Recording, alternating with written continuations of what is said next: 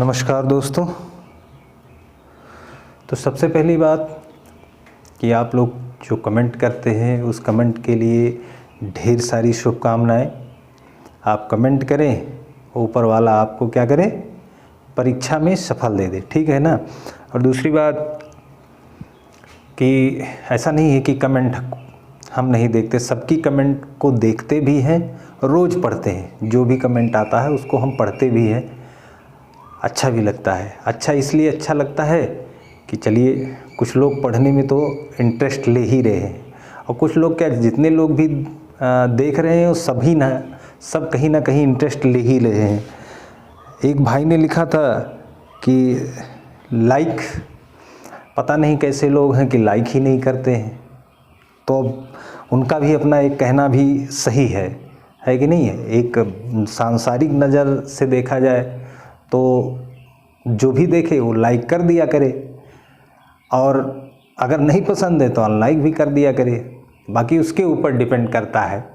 लेकिन ये है कि आप अगर लाइक कर देंगे तो जो कोई भी वीडियो देखेगा ना तो वो कहेगा अच्छा, एक साइकोलॉजिकल, अच्छा इस पे ज़्यादा लाइक आया है तो लाओ हम देखें, तो आपका पुण्य बन जाएगा।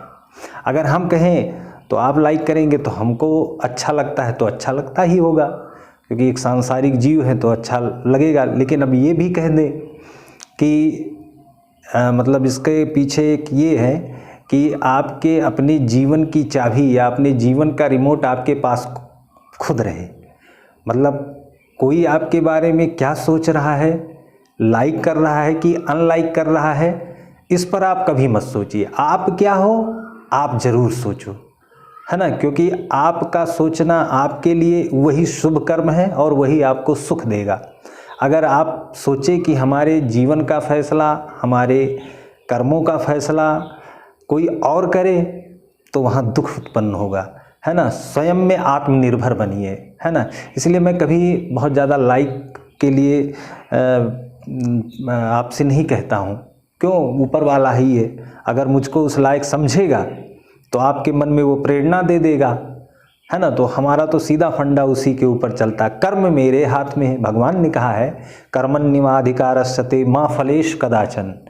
कर्म मुझे करना है, मैं शिद्दत के साथ कर्म करूँगा, क्योंकि देखने वाला तो वो देख रहा है ना, वो लाइक कर ले। जिस दिन वो लाइक कर लेगा ना, उस दिन हमारे जीवन का और हमारे जन्म लेने का जो सार्थक मतलब है वो निकल आएगा। अब आप उसके संतान हैं, उस ऊपर वाले के। अगर आप उसके गुणों का पालन करते हैं तो इस अंदाज से मुझे आपका लाइक पसंद है ना। सांसारिक नज़र से लाइक करना अनलाइक करना वो आपके ऊपर डिपेंड है। चलिए, और समय को नष्ट ना करते हुए हम लोग इस पर देखते हैं। बाकी सभी लोगों का हम कमेंट पढ़ते हैं, ऐसा नहीं, बहुत लोगों का अच्छा कमेंट रहता है, बहुत प्यारा कमेंट रहता है और बड़ा खूबसूरत कमेंट रहता है। और ऐसे लोगों को जीवन में परमात्मा उनके जीवन में हमेशा खूबसूरती ही लाए, सुंदरता ही लाए। उनके जीवन का हर पल, हर दिन, हर क्षण केवल खूबसूरती में बीते। खूबसूरती का मतलब चेहरे की खूबसूरती नहीं है, खूबसूरती का मतलब विचार की खूबसूरती है। विचार सुंदर हों, खूबसूरत हों तो स्वतः ही आपके जीवन में क्या रहेगा, खूब बढ़िया रहेगा। क्योंकि इंटरनल पार्ट, आपके सारे अंग प्रत्यंग बहुत खुश रहेंगे। आपका हृदय खुश रहेगा, आपकी लीवर, किडनी, इंटेस्टाइन सब खुश रहेंगे। और ये खुश रहेगा तो शरीर स्वस्थ रहेगा, और शरीर स्वस्थ रहेगा तो जीवन की सबसे पहला सुख है निरोगी काया। जिसका शरीर स्वस्थ है वो मदमस्त है, वो बढ़िया है। और उसके प्लस में प्लस उसके विचार अच्छे हैं तो सोने पे सुहागा हो गया। तो वो जीवन में कहीं भी रहेगा ना, जंगल में भी चला जाएगा ना तो वो मंगल ही मंगल करेगा। वो मिट्टी भी छू लेगा ना तो सोना हो जाएगा। इसलिए हमेशा क्या रहिए, एकदम मस्त रहिए। अब पढ़िए भी मस्त से, सोचिए भी मस्त से, खाइए भी मस्ती से, सब कुछ जीवन का हर पल मस्ती से करिए तो वो और बढ़िया रहेगा। तो आते हैं, हम देखते हैं अपने प्रश्न की तरफ। तो प्रश्न हमारा क्या कह रहा है, आज हम बहुत ज़्यादा नहीं, आज हम तो रोज़ जैसे लगता है कहते हैं आप लोगों से कि ज़्यादा आज नहीं पढ़ाएंगे, समझा पाएंगे, लेकिन वाकई में आज हमारा थोड़ा सा तबीयत कहिए या थोड़ा सा शारीरिक या मानसिक, बाहर से आए हैं, और काफ़ी देर से हम निकले हुए थे, तो इसलिए आज भी नहीं वीडियो बनाने का मन कर रहा था, लेकिन हमने सोचा लॉ बना दे, रेगुलरिटी बनी रहे। आलस जीवन का सबसे बड़ा दुश्मन है ना। तो थोड़ा सा कष्ट झेलते हुए, कभी कभी कष्ट में भी परम सुख है, बल्कि वास्तव में देखा जाए तो त्याग ही परम सुख है ना। संग्रह में सुख नहीं है जितना त्याग में सुख है ना, वो अति उत्तम है। तो इसलिए बहुत सरल क्वेश्चनों को लिया है, इसमें बस बहुत कम समझना है, ज़्यादा नहीं समझना है। तो देख लेते हैं। आपने परियों की कहानी, देखिए समझिएगा, आपने परियों की कहानी काले सफ़ेद रेखा चित्र, अमूर्त एवं घनवादी चित्र बनाए, कलाकार कौन था, है ना। तो जो सॉल्व किए होंगे, याद किए होंगे, वो तो खट से लगा देंगे। क्या लगा देंगे भाई, ये तो तुरंत ये वही हैं अवनींद्रनाथ टैगोर के बड़े भाई, और इनके चाचा हैं रवींद्रनाथ टैगोर, और इनकी बहन है सुनैना देवी, जो भारत की पहली महिला आर्टिस्ट थी, पहली महिला चित्रकार थी। आधुनिक लग जाएगा तो अमृता शेरगिल, भारत की पहली आधुनिक महिला चित्रकार तो अमृता शेरगिल, और भारत की पहली महिला चित्रकार तो गगनेंद्रनाथ टैगोर की बहन कौन हो जाएंगी, सुनैना देवी, है ना। तो ये हैं, लेकिन एक चीज़ याद रखे रहना, एक चीज़ इसमें फेर बदल कर सकता है। क्या कर सकता है, क्योंकि ये प्रश्न 2 बार पूछा गया है, टीजीटी में भी, पीजीटी में, लेकिन ये हरियाणा के टीजीटी पीजीटी में, तो ये जाहिर सी बात है ये प्रश्न इधर भी छलांग लगा सकता है, ये इम्पॉर्टेंट है, इसीलिए हमने इसको ले लिया आज, है ना। लेकिन इसमें एक चीज़ देखिएगा, इसमें कहा गया है गगनेंद्रनाथ टैगोर ने क्या क्या बनाया है, परियों की कहानी बनाई है। एक पॉइंट ये नोट करिएगा, काले सफ़ेद माध्यम से इंक के माध्यम से क्या बनाया है, रेखा चित्र बनाया है, अमूर्त चित्र भी बनाया है, और क्या बनाया है, घनवादी चित्र है। इवन ये भारत में पहले घनवादी चित्रकार के रूप में ये जाने जाते हैं, और इनको घनवादी कलाकार कौन कहा था, स्टेला क्रेमरिस ने कहा था। ये भी क्वेश्चन आया हुआ है कि इनको घनवादी कलाकार कौन कहा था, स्टेला क्रेमरिस ने कहा था, जो अमेरिकन इतिहासकार हैं, ये भी जाने रहिए, ये अमेरिकन इतिहासकार हैं। और उसके साथ साथ एक चीज़ और यहाँ से इस प्रश्न से और एक प्रश्न को समझिएगा कि यहाँ पर 1 2 3 4 यानी 4 प्रकार के ये चित्र बना रहे हैं इनकी कला में देखा जाए। एक तो अपने परियों की कहानी, काले सफ़ेद रेखा चित्र, अमूर्त चित्र भी बनाए और घनवादी चित्र बनाए।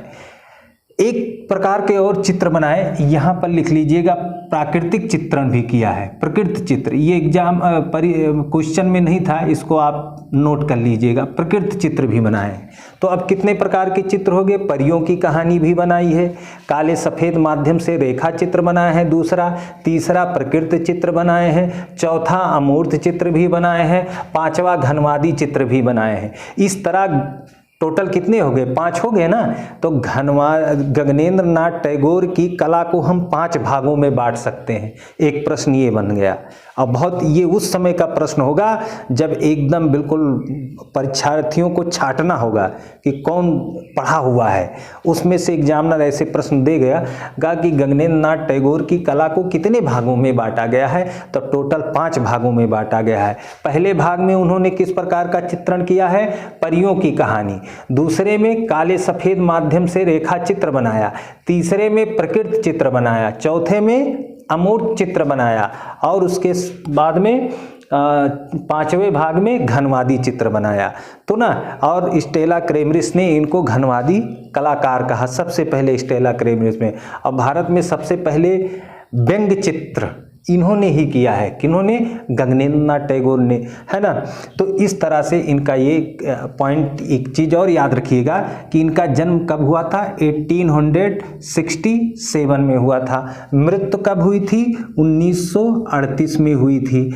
अब जब 1938 में हमने कहा था कि इसी वक्त 1938 ईस्वी में जिस वक्त इनकी मृत्यु हुई थी, कार्ल खंडेलवाला ने अपनी पुस्तक Indian sculpture and painting, Indian sculpture and painting में बादामी गुफा का जो रंगीन भित्ति चित्र था, जिसे जगन्नाथ मुरलीधर अहवासी ने बनाया था, यानी JM अहवासी ने बनाया था, उसी भित्ति चित्र की प्रतिलिपियों को काल खंडेलवाला ने अपनी पुस्तक इंडियन स्कल्पचर एंड पेंटिंग में प्रकाशित किया था।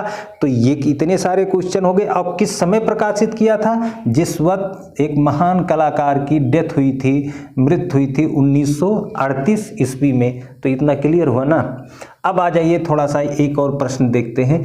अमृता शेरगिल के किस चित्र पर भारतीयता की झलक नहीं दिखाई देती है? ये भी इंपॉर्टेंट है ना।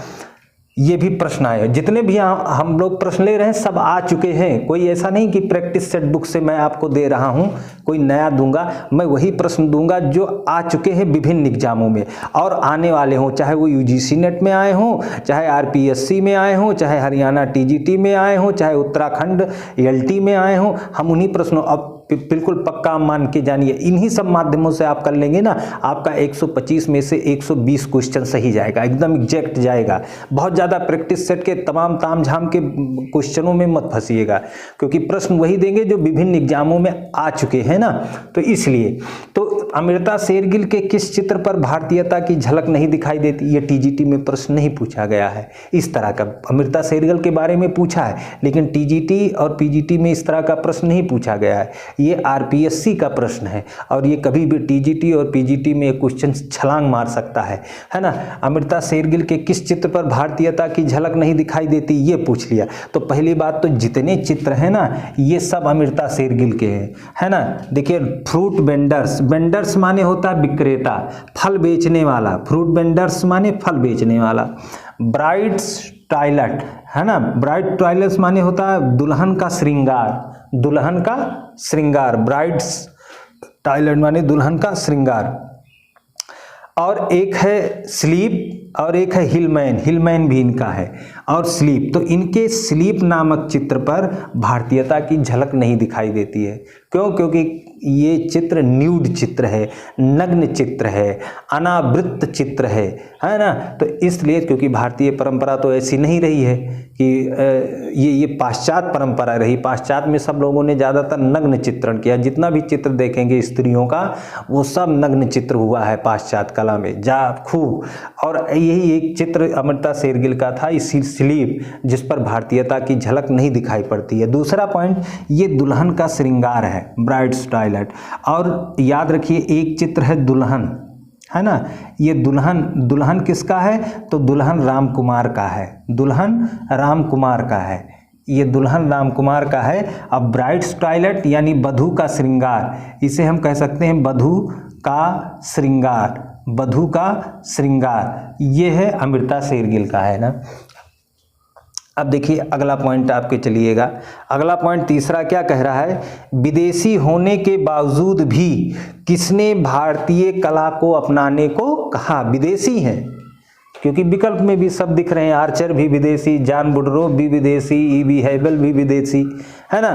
तो ये विदेशी, इनमें से किसने, कौन ऐसा कलाकार, कौन ऐसे थे विदेशी कि जिन्होंने कहा कि भारतीय कला को अपनाओ, पाश्चात्य कला को छोड़ दो? तो अब तो समझ में आ गया होगा। एक ऐसे कला इतिहासकार हैं, कला आलोचक हैं, जो 1884 में मद्रास कला विद्यालय के ये प्रिंसिपल थे। उसके बाद 1896 में ये आए, कलकत्ता विद्यालय के प्रिंसिपल हुए, है ना। तो अब तो आपको समझ गए होंगे कि कौन है। तो वो हैं E.B. हैवेल, E.B. हैवेल हैं, E.B. हैवेल हैं, जिनका पूरा नाम भी याद रखिए। ये भी प्रश्न आया, E.B. हैवेल का पूरा नाम क्या है? तो अर्नस्ट, यहाँ लिख देते हैं। E.B. हैवेल का पूरा नाम अर्नस्ट बिनफील्ड हैवेल, अर्नस्ट बिनफील्ड हैवेल, है ना। E.B. हैवेल, अर्नस्ट बिनफील्ड हैवेल इनका नाम है, पूरा नाम है। इनका जन्म उसी वक्त हुआ था, उस साल हुआ था, उस ईयर में हुआ था जिस वक्त रविंद्रनाथ टैगोर ने जन्म लिया था। तो 1861 में इनका भी जन्म हुआ था और रविंद्रनाथ टैगोर का भी जन्म हुआ था। E.B. हैवेल के बारे में कहा जाता है कि E.B. हैवेल ने भारतीय कला को ज़्यादा तवज्जो दिया, बहुत महत्व दिया, और ये कहते थे कि भारतीय कला को अपनाओ। जब ये कलकत्ता विश्वविद्यालय में थे या मद्रास कला विद्यालय में थे तो ये कहते थे कि भारतीय कला में आत्मा झलकती है। अब देखिए ना, जैसे अमृता शेरगिल ने न्यूड चित्र बनाया, अब ये देखते थे तो भारतीय कला में तो न्यूड चित्रण नहीं था। कुछ भी हो, किसी भी स्त्री का न्यूड चित्रण किया जाए तो थोड़ा सा भद्दा लगेगा ना। अभी देखिए एम.एफ. हुसैन ने भारत माता का नग्न चित्रण किया तो उसके लिए कितना विवाद झेलना पड़ा, चले गए, भारत को छोड़ना पड़ा। तो ऐसी मानसिक अवस्था भारत की नहीं थी कि वो भारत की स्त्रियों को नग्न रूप में चित्रण करे। बाद में तो भारतीय कलाकारों में भाई अभी ईसाई कलाकार थे, एफ.एन. सूजा, फ्रांसिस न्यूटन सूजा, उन्होंने तो अनावृत्ता का ही चित्रण किया। कृष्ण हौला जी आरा ने भी किया, है ना। उसी पैक ग्रुप के सैयद हैदर रजा थोड़ा दार्शनिक टाइप के थे, आध्यात्मिक थे, तो उन्होंने उतना नहीं किया। लेकिन इसीलिए अमृता शेरगिल का यही प्रश्न बन गया। देखिए ना कि अमृता शेरगिल के किस चित्र पर भारतीयता की झलक नहीं दिखाई देती है, स्लीप पर क्यों नहीं दिखाई देती? क्योंकि इस चित्र में उन्होंने न्यूड चित्रण किया। वही बात ई.बी. हैबल कह रहे हैं कि पश्चिमी कला न्यूड को लेकर चल रही है। पश्चिमी कला में भौतिकता है, शरीर का प्रदर्शन है, उसमें कोई विचार, कोई अंतरात्मा नहीं, बस केवल शरीर, सुंदरता, बाह्य सौंदर्य, यही सब है पाश्चात्य कला में। और जो भारतीय कला है वो अंतरात्मा को है। आप राजस्थानी शैली देखिए, पूरा प्रेमी और प्रेम का, नायक नायिकाओं का, राग रागनियों का, किस तरह भगवान कृष्ण को नायक के रूप में और राधिका मैया को जो है नायिका के रूप में चित्रण किया है। प्रेम की अद्भुत कांगड़ा शैली पूरी प्रेम पर आधारित रही है ना। राजस्थान शैली में किस तरह भगवान कृष्ण और राधा का, पहाड़ी शैली में देखिए बारामासा, है ना, इन सब का ऋतु चित्रण का किस तरह उसमें भावनाओं का प्रबलता है। इसलिए राजस्थान में भावनात्मक, पहाड़ी शैली में भावनात्मक चित्रण हुआ है।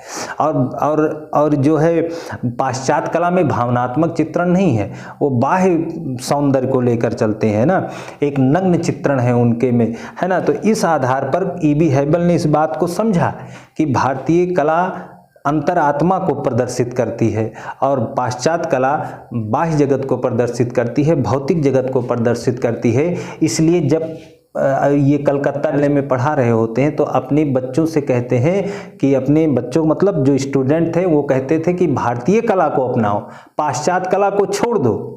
तो इस आधार पर यह प्रश्न बन गया कि विदेशी होने के बावजूद किसने भारतीय कला को अपनाने को कहा? ई.बी. हैबल ने कहा। अच्छा, एक चीज़ और है, इनकी पुस्तकें बहुत पूछी जाती हैं। आप पुस्तकों में एक तो देख सकते हैं पवित्र नगर बनारस, ये इन्हीं की पुस्तक है। पवित्र नगर बनारस इनकी बहुत इम्पॉर्टेंट है, पूछा जा चुका है। भारत में आर्यों का शासन, आर्यों का शासन है ना, ये भी पूछा जा चुका है, भारत में आर्यों का शासन। और अब आपको बताएं, देखिए, और एक है ideal history of Indian art. देखिए, इनका एक प्रश्न पूछा गया था, आपको मैं दिखा दूं, जो आ चुका है, 2 प्रश्न आ चुके हैं। 2020 में आया है एक और 2019 में आया है। Ideal of Indian art, ideal of Indian art, अब लिखने का लिख देते हैं। एक इनकी पुस्तक है ideal of Indian art, ideal of Indian art, ideal of, ये पूछा जा चुका है एग्जाम में। यानी इंडियन आर्ट माने भारत की कला, ऑफ माने की, आइडियल माने आदर्श। हिंदी में पूछ लेगा भारतीय कला का आदर्श किसकी पुस्तक है, तो ई.बी. हैबल की। या आइडियल ऑफ इंडियन आर्ट, ये भी ई.बी. हैबल की, ये पूछा जा चुका है प्रश्न। और एक प्रश्न और पूछा जो एक किताब से इनका, handbook of Indian art, handbook of Indian art, handbook of Indian art, handbook of Indian art. देखिए सर, 2 पुस्तक तो खूब याद कर लीजिएगा। और इनकी एक पुस्तक है द स्कल्पचर एंड पेंटिंग, भारतीय चित्रकला एवं मूर्तिकला, इंडियन स्कल्पचर एंड पेंटिंग। और इनकी एक पुस्तक और है इंडियन आर्किटेक्चर, ये इनकी एक पुस्तक है। और इनकी ये 2 पुस्तक तो पूछी जा चुकी हैं। पवित्र नगर बनारस भी पूछा जा चुका है, और भारत में आर्यों का शासन भी पूछा जा चुका है, और बाकी आइडियल ऑफ इंडियन आर्ट और हैंडबुक ऑफ इंडियन आर्ट। और एक क्वेश्चन और भी इनका पूछा गया है, कथन था कि ये किसने कहा है, ताजमहल, जो आगरा का ताजमहल है, वो भारतीय नारीत्व की साकार प्रतिमा है। ये कथन है ई.बी. हैबल का कि ताजमहल भारतीय नारीत्व की क्या है, साकार प्रतिमा है। तो ये भी अपने दिमाग में बैठा लीजिए कि ये कथन किसका है। तो ई.बी. हैबल का पूरा नाम अर्नेस्ट विनफील्ड हैबल, जन्म 1861 को। इनकी पुस्तकों का नाम क्या है, पवित्र नगर बनारस है, भारत में आर्यों का शासन है, हैंडबुक ऑफ इंडियन आर्ट है, उसके बाद इंडियन स्कल्पचर एंड पेंटिंग है, उसके बाद में इंडियन आर्किटेक्चर है, और एक पुस्तक और याद रखिएगा, अजंता फ्रेस्को। अजंता फ्रेस्को ये भी इन्हीं की एक पुस्तक है। तो आज हम इतने ही रहने देते हैं, है ना। बाकी हम नेक्स्ट टर्म में आपसे हमारी फिर मुलाकात होगी। और कमेंट करिएगा कि बाकी आप कमेंट करते हैं, हम जोर नहीं देंगे, किसी पर जोर नहीं देंगे कि कमेंट करिए, लाइक करिए, क्योंकि ये हमारे नेचर में है ही नहीं है। हमारा बस मकसद यही है कि क्या है, जोर ज़बरदस्ती से कोई खुशियाँ ना हासिल की जाएं।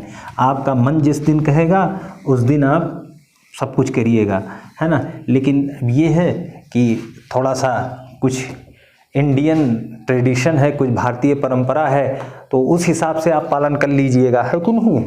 बाकी आपकी मर्जी। तो तब तक के लिए हमको इजाज़त दीजिए। धन्यवाद। जय हिंद।